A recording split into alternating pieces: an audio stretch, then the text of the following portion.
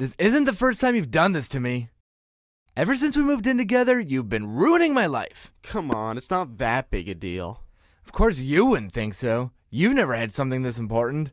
Or important at all. What? Yeah, I have. Remember that one time you screwed me over? What are you talking about? That video game tourney? A video game tournament?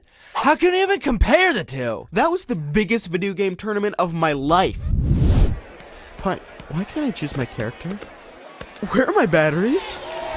And it was all your fault. I needed those batteries, and in complete honesty, the video game didn't seem that important. Well, you know it was important to me. Because of you, I didn't have a controller. I didn't even get to play. Well, at least I didn't take them out of the smoke detector.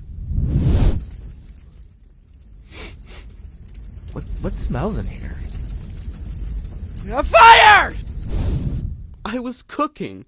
We put it out right away. What's the big deal? What's the big deal? You took the batteries out of the smoke detector. What if there was a real fire? We could have been killed. Well, the thing wouldn't shut up. There's a button for that. And you didn't even put them back in. Look, it's more than just that. I put up with a lot from you, but this just pushed me over the edge. I don't get it. You're my best friend. We never used to fight like this. I am not that bad. There are definitely worse people to live with. I mean, we have our ups and downs, but we still make a pretty good team. Kind of like when we were kids. When we were kids? You were just as bad back then. You know my parents hated you. Oh, they hated me? You want to know why your dad banned me from your house? Yeah, he told me. He caught you stealing something. Yeah, but did he ever tell you what I stole? It had to do with your dad's affair. What? What are you talking about? You really didn't know? Your dad was having an affair. I didn't want your mom to find out.